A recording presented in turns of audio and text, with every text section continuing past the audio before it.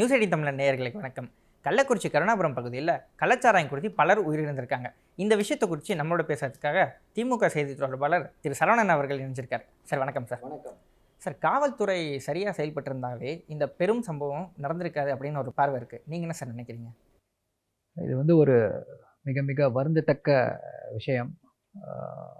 நெடுஞ்சாலைத்துறை அமைச்சர் திரு ஏவா வேலு அவர்கள் அங்கே போய் ஆய்வு செஞ்சுட்டு பேசும்போது என்ன சொன்னாங்கன்னா, தவறுகள் நடந்திருக்கிறது, அதை நாங்கள் மறுக்கவில்லை. மெத்தனமாக காவல்துறை செயல்பட்டிருக்கிறது. இதற்கு இனிமேல் இப்படிப்பட்ட சம்பவங்கள் நடக்காமல் தடுப்பதற்கான எல்லா முயற்சிகளையுமே எடுப்போம் அப்படின்னு சொல்லியிருக்காங்க. ஸோ இது ரொம்ப வருத்தத்தை அளிக்கிறது. இத்தனை பேர் இறந்திருக்காங்க. அதுவும் சமூகத்தில் விளிம்பு நிலையில் இருக்கக்கூடிய மக்கள், அவர்களுடைய குடும்பங்கள் என்னாகும், இதையெல்லாம் யோசிக்கும் பொழுது நிஜமாவே பதைக்கிறது. என்ன இது தடுத்திருக்க முடியுமா, ஏன் தடுக்கப்படவில்லை என்ற பல கேள்விகள் இதில் வந்துட்டுருக்கு. இப்போ இம்மீடியட் காஸ், இப்போ ஒரு பிரச்சனை இருக்குது அப்படின்னா அதுக்கு பல காரணங்கள் இருக்கலாம். அதற்கு முக்கியமான காரணம் என்ன, அடிப்படையான காரணம் என்ன அப்படின்றத பார்க்கணும். அந்த வகையில் பார்த்தீங்கன்னா காவல்துறை தான் அங்கே இருக்கக்கூடிய லோக்கல் போலீஸ் PUW விங், அவங்க தான் ரெஸ்பான்சிபிலிட்டி. கள்ளச்சாராயம் இல்லாமல் பார்த்துக்கொள்வதற்கு அவர்களுடைய தான் இது. ஸோ அவங்க அந்த இடத்துல சரியான முறையில் செயல்படவில்லை என்னும் பொழுது இப்படிப்பட்ட சம்பவங்கள் நிகழ்கிறது. இதில் முக்கியமான விஷயமா நம்ம எதை பார்க்க வேண்டும் அப்படின்னா, இது ஒரு கள்ளச்சாராய சாவுன்னு சொல்ல முடியாது, விஷச்சாராயம். விஷத்தை ஊற்றிருக்காங்க. அதில் அது என்ன விஷம்னு கண்டுபிடிக்கணும், அந்த விஷம் எப்படி போச்சுன்றதை கண்டுபிடிக்கணும். இது அந்த விஷச்சாராயம் அப்படின்னும் பொழுது மெத்தனால் கலந்துருக்கலாம் அப்படின்னு சொல்கிறாங்க. இன்னொன்று என்ன அப்படின்னா, மெத்தனால் ஈஸியாக கிடைக்காது எல்லாருக்கும். தமிழ்நாட்டில் கிடைக்கிறது கஷ்டம். ரெக்டிஃபைட் ஸ்பிரிட் அப்படின்னு சொல்லுவோம். அது ஒரு கடுமையான ஒரு கட்டுப்படுத்தப்பட்ட பொருள். அது ஈஸியாக எல்லார் கையிலையும் கிடைக்காது. அதே போல் இன்னொரு பாண்டிச்சேரியில் தான் வந்திருக்கணும் அது அப்படின்னு சொல்கிறாங்க. இன்னொரு இது என்ன அப்படின்னா, அந்த இதற்கு ஊற்றக்கூடிய ஸ்பிரிட், நம்ம தின்னர் பெயிண்ட் கடிப்போம் இல்லையா, தின்னர், அதில் ஊற்றக்கூடிய ஸ்பிரிட், அதுலேயும் மெத்தில் ஆல்கஹால் இருக்குது. அதை ஊற்றிருப்பாங்களா அப்படின்னு பல இது விழுந்து கொண்டு இருக்கிறது. இதெல்லாம் விசாரணைக்கு பின்னர் தெரிய வரும் என்ன நடந்திருக்கிறது, எதனால் இந்த சம்பவம் நடந்துச்சு, என்ன ஏது அப்படின்றது நமக்கு அந்த ஒரு விசாரணை நடைபெற்று கொண்டு இருக்கிறது. ADGP PEW அவரை மாற்றிட்டாங்க, கலெக்டரை மாற்றிட்டாங்க, அதே போல் இவங்க எல்லாரையும் மாற்றிட்டாங்க. ஸோ இப்படி ஒரு அதிரடி நடவடிக்கைகள் எடுக்கப்பட்டிருக்கிறது. 10 லட்சம் ரூபாய் நிவாரண நிதியாக கொடுக்கப்பட்டிருக்கிறது. எல்லோரும் அங்கே இருக்காங்க. ஒட்டுமொத்த முக்கியமான அமைச்சர்கள் எல்லாரும் அங்கே முகாமிட்டு நிவாரண நடவடிக்கைகளில் ஈடுபட்டு கொண்டிருக்கிறார்கள். அங்கே இருப்பவர்களுக்கு பாதிக்கப்பட்டவர்களுக்கு சரியான முறையில், சிறப்பான முறையில் மருத்துவ உதவிகள் கிடைப்பதை தமிழக அரசு உறுதி செய்திருக்கிறது. அவங்களுக்கு 50,000 ரூபாய் நிவாரணத் தொகை கொடுக்கப்பட்டிருக்கிறது. ஸோ இப்படிப்பட்ட ஒரு இது முதல்வர் தம்முடைய வருத்தத்தை தெரிவித்திருக்கிறார், அவருடைய கவலையை பகிர்ந்திருக்கிறார். இப்படி ஒரு சம்பவம் நடந்திருக்கிறதே அப்படின்னு சொல்லியிருக்காரு. ஸோ அதுதான் இப்போது இருக்கக்கூடிய சூழ்நிலை. போன வருஷம் செங்கல்பட்டுலேயும் மரக்காணத்துலேயும் ஒரு 21 பேர் உயிரிழந்தாங்க. அதுக்கப்புறம் கூட மறுபடியும் இந்த சம்பவம் அப்படிங்கிறது அதுதான் மரக்காணத்தில் நடந்துச்சு சென்ற வருடம். அப்பொழுதே அதற்கான முயற்சிகள், அது என்ன, எதனால் இந்த சம்பவம் ஏற்பட்டது, அதை எப்படி தடுக்க முடியும் அப்படின்னு எல்லாருமே செய்து, அதன் பின்னர் அந்த மாதிரி சம்பவங்கள் எதுவுமே நடக்கல. ஆனால் இப்போ திடீர்னு இது நடந்திருக்கு. அதுதான் சொல்கிறேன். என்ன அப்படின்னா, இது ஒரு தனி மனிதனுடைய செயல், விஷசாராயம். அதனால தான் சொன்னது விஷசாராய சாவு. ஆனால் இது கடந்த 5 வருஷமாகவே வித்துட்டு இருக்காங்க. அதான் சொல்கிறேன். அது என்ன அப்படின்னா, வித்துக்கிட்டு இருக்காங்க. இப்போ விஷத்தை கலக்குறாங்க. விஷத்தை கலக்கும் போது என்ன பண்ண முடியும்? சரி, அதுதான் இங்கே இருக்கக்கூடிய பிரச்சனை. எதனால் விஷத்தை கலந்துருக்காங்க அப்படின்றது முக்கியமான கேள்வியாக வருகிறது. இப்போ என்னன்னா, முதல்வர் அதை தான் சொல்லியிருக்காரு, இப்படிப்பட்ட சம்பவங்கள் இனிமேல் நடக்காமல் இருப்பதற்கான அனைத்து முயற்சிகளையும் செய்வோம், கண்டிப்பாக நடைபெறாமல் பார்த்துக்கொள்வோம் அப்படின்னு சொல்லியிருக்காரு. சார், தமிழ்நாட்டில் 11 தொழிற்சாலையை மட்டும் தான் எத்தனால் கலக்கிறாங்க அப்படின்னு ஒரு விஷயம் இருக்குது. இப்போ அப்படி பார்க்கும்போது தமிழக அரசு ஈஸியாக அதை கண்ட்ரோல் பண்ணியிருக்க முடியும் அப்படின்னு ஒரு பார்வை வைக்கிறாங்களே. இல்லை, அதுதான் சொல்கிறேன். அப்படியெல்லாம் வந்திருந்தது அப்படின்னா அவர்கள் மீது கடுமையான நடவடிக்கைகள் எடுக்கப்படும். அப்படி ஈஸியாக கிடைக்குது அப்படின்னா எல்லா இடத்துலையும் கிடைக்கும். இதுக்கு அப்படி கிடைக்க முடியாது. அதுதான் சொன்னேன், தமிழ்நாட்டில் ஈஸியாக கிடைக்காது, இது வாங்க முடியாது. இதை ஒன்று பாண்டிச்சேரியிலேருந்து வந்திருக்கணும், இல்லை வேறு ஏதோ ஒரு இதை அதில் கலந்துருக்கணும். அது என்ன கலந்துருக்காங்க அப்படின்றது விசாரணையில் தான் தெரிய வரும். அந்த விசாரா ரிப்போர்ட்டுன்னு சொல்லுவாங்க. அதுவும் அந்த கள்ளசாராயம் ஏதாவது இருந்துச்சு, குடிச்சது போக மீதி இருந்துச்சுன்னா அதை பகுப்பாய்வு செய்தால் அதை வந்து உடனடியாக கண்டுபிடிப்பாங்க. இறந்து போனவர்களுடைய வயிற்று பகுதியிலிருந்து அந்த விசரா ரிப்போர்ட் அப்படின்னு சொல்லுவாங்க.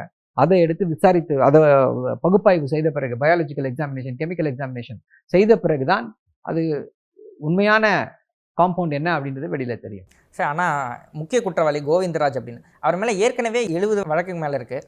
இதுவரையிலும் இந்த கேஸில் ஒரு குண்டாஸ் போடல அப்படின்னு ஒரு குற்றச்சாட்டு வந்துட்டு இருக்கு. அதை பற்றி இப்போ அதுதான் சொல்றேன். இப்போ இது யாருடைய கட்டுப்பாட்டில் இருக்கு? ஒருத்தர் மேலே குண்டாஸ் போடணும், அவர் மேலே இத்தனை வழக்குகள் இருக்கு, அவரை கண்காணிக்க வேண்டும் அப்படின்னா அது யாருடைய பொறுப்பு? அங்கே இருக்கக்கூடிய காவல் அதிகாரிகளுடைய பொறுப்பு. ஸோ இப்போ அவர்கள் வந்து அந்த பொறுப்புல இருந்து தவறி விட்டார்கள், அதை வந்து அவர்கள் சரியாக செய்யவில்லை அப்படின்னும் பொழுது இப்படிப்பட்ட விளைவுகள் வந்து ஏற்படுகிறது. ஸோ என்ன அப்படின்னா இது வந்து ஒரு காவல் அதிகாரிகள் வந்து எப்படிப்பட்ட, அதுவும் இது போன்ற பொறுப்புகள் இருக்கக்கூடியவர்கள் எப்படிப்பட்ட ஒரு அவ்வளோ சூப்பர் சென்சிட்டிவ் ரோல் ப்ளே பண்ணுறாங்க அப்படின்றதை அவர்கள் உணர வேண்டும். சார், எதிர்க்கட்சி தலைவர் எடப்பாடி பழனிசாமி வந்து இதுக்கு ஸ்டாலின் பொறுப்பேற்று ராஜினாமா செய்யணும் அப்படின்னு சொல்லியிருக்காரு. அவர் வந்து எதிர்க்கட்சி தலைவர். இது வந்து இப்படிப்பட்ட ஒரு கோர சம்பவம் நடந்திருக்கிறது, இத்தனை உயிர்கள் பலியாகி இருக்கிறது. அந்த மக்களுக்கு அவர்களை எப்படி அந்த இதிலிருந்து வெளியில கொண்டு வரணுன்றதை ஃபர்ஸ்ட் பார்க்கணும். எடுத்த உடனே வந்து இவர் அப்படி செய்யணும், இதை ராஜினாமா செய்யணும்னா 13 பேர் குருவி சுடுவது போல சுட்டுக் கொல்லப்பட்டார்கள், கொலை செய்யப்பட்டார்கள். 13 பேர் தமிழ்நாட்டில் தூத்துக்குடி போராட்டத்தின் போது, ஒரு ஜனநாயக ரீதியான போராட்டத்தின் போது சுட்டுக் கொல்லப்பட்டு கொலை செய்யப்படுகிறார்கள்.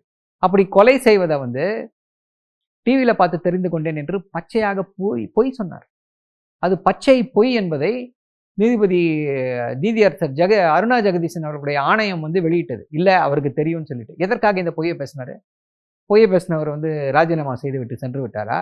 பொய் பேசினேன்னு வருத்தப்பட்டாரா? அப்படிப்பட்டவர் இப்படிப்பட்ட கோரிக்கைகளை எழுப்பாம மக்கள் அங்கே பாதிக்கப்பட்டிருக்கிறார்கள். ஃபர்ஸ்ட் அவர்களை அங்கே வந்து சரிப்படுத்துவோம். அங்கே இருக்கக்கூடிய இது வந்து என்ன சொல்றது, இப்போ வந்து குடி பிரச்சனை அப்படின்னா அது வந்து ஒட்டுமொத்த சமுதாய பிரச்சனை. அந்த பிரச்சனையை எப்படி தீர்க்க வேண்டும், ஒரு சமுதாய பிரச்சனையை எப்படி தீர்க்க வேண்டும் என்று பார்க்க வேண்டுமே தவிர நீங்கள் வந்து இவர் பிளேம் அவர் பிளேம்னு சொல்லி பிளேம் கேம் ஸ்டார்ட் பண்ணீங்கன்னா மக்கள் உங்கள் மீது நம்பிக்கை இழந்து விடுவார்கள். சார், போன வருஷம் அந்த மரக்காணத்தில் அந்த சம்பவம் நடந்தபோது அது சென்ட்ரல் கிரைம் பிரான்ச்சுக்கு மாற்றினாங்க. அதுக்கப்புறம் எந்த அப்டேட்டும் இல்லை அப்படின்றதுக்காக அப்படியே விட்டுருந்தாங்க அந்த கேஸ். அந்த மாதிரி இந்த விட மாட்டாங்க, அப்படியெல்லாம் வாய்ப்பே கிடையாது. இல்லை, அதில் இன்னும் கூட சீக்கிரம் நடவடிக்கை எடுத்திருந்தா இந்த குற்றத்தை கட்டுப்படுத்திருக்கலாமா? எப்பவுமே வந்து நடவடிக்கைகளால் வந்து குற்றங்கள் வந்து தடுக்கப்படுவது கிடையாது. அதாவது இப்போ நீங்கள் சொல்கிறது வந்து ஸ்ட்ராங்காக நடவடிக்கை எடுத்தால் அதுக்காக பயந்து இவங்க என்ன கள்ளசாராயம் அவ்வளோ பேர் இறந்து போனாங்க, கைது செய்யப்பட்டார்கள், அவர்கள் குண்டர் சிறையில் தான் இருக்காங்க, இன்னும் சிறையில் தான் இருக்காங்க. அதற்காக இவர்கள் வந்து இதை செய்யாமல் விட்டுட்டாங்களா? சரி, அப்படி கிடையாது. இவர்கள் என்ன இதை தான் சொல்கிறேன், விஷத்தை ஊற்றி கொடுத்துருக்குறான். எதுக்கு விஷத்தை ஊற்றி கொடுத்தான்? அதுதான் இப்போ அந்த ஒரு அவன் செய்திருக்கிறான். அதை யார் செய்திருக்கிறா? அவரே செய்திருக்கிறானா? யாராவது சொல்லி செய்தானா? எதற்காக செய்தான்? இது போன்ற விஷயங்கள் வந்து விசாரணையின் முடிவில் வரும், தெரிய வரும். ஓகே சார், இப்போ காவல்துறை மட்டும் நம்ம பணியிடை நீக்கம்லாம் செஞ்சுருக்கோம். இதுக்கு முழுக்க இந்த காவல்துறை மட்டும் ப்ளேம் பண்ணிட்டு அப்படியே போகிற மாதிரி ப்ளேம் கேம். அது அந்த மாதிரி ப்ளேம் கேம். இது ஒரு குறிப்பிட்ட இவங்க மட்டும்தான் இதற்கு பொறுப்பு, இவர்களை வந்து பணி நீக்கம் செய்தாகி விட்டது, அதனால வந்து பொறுப்புகள் கழிந்து விட்டது யாருமே இங்கே பேசலை. அது அப்படி போன்ற செயல்பாடுகள் திமுகவில் கிடையாது.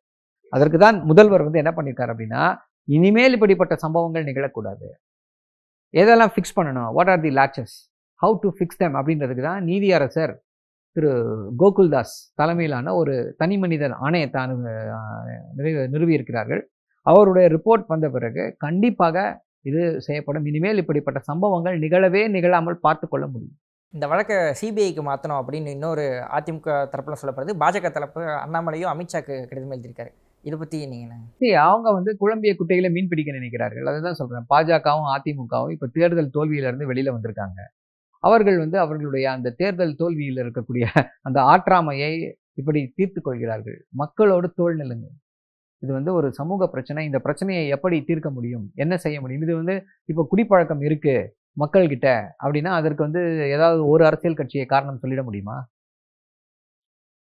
ஸோ இது ஒரு bigger issue, it's a bigger evil. அதை எப்படி அட்ரஸ் பண்ணுறதுன்றதை தான் பார்க்கணுமே தவிர இதில் வந்து ஆட்சியில் இருக்கிறார்கள் என்பதற்காக ஒரு வந்து இதை இவர் இப்படி செய்யணும், அதை அவர் அப்படி செய்யணும், இதை சிபிஐ விசாரிக்க வேண்டும், அதை அவர் விசாரிக்க வேண்டும், என்று சொல்வது வந்து சரியா இருக்குமான்னு தெரியல. மக்கள் பார்த்துட்டு இருக்காங்க, எல்லாத்தையும் மக்கள் பார்த்து கொண்டு இருக்காங்க. இப்போ இந்த நிவாரணம் வழங்குறது குறித்து பெரும் சர்ச்சை இருக்குது. இந்த 10 லட்சம் கொடுக்கறது வந்து ஏன் அப்படின்னு சீமான் அவர்கள் கேள்வி எழுப்பிட்டிருக்காங்க. தேமுதிக பொதுச்செயலர் பிரேமலதா கேள்வி எழுப்பிட்டிருக்காங்க.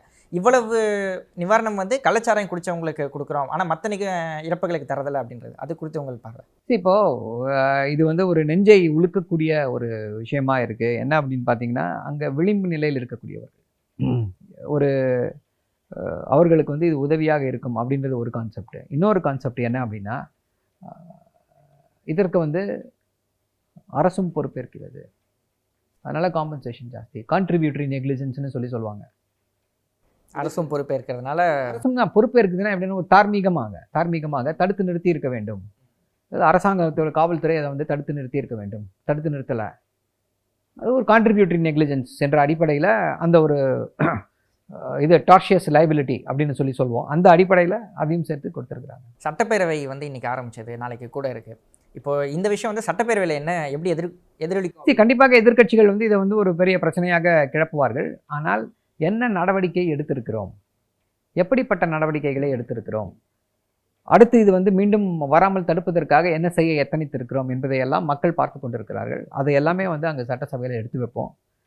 ஸோ கண்டிப்பாக அப்படி தான் போகும் இது. சார் ரொம்ப நன்றி சார், உங்கள் பிஸியான நேரத்தில் இப்படி ஒரு இன்டர்வியூ கொடுத்ததுக்கு. தேங்க்யூ. Thank you sir.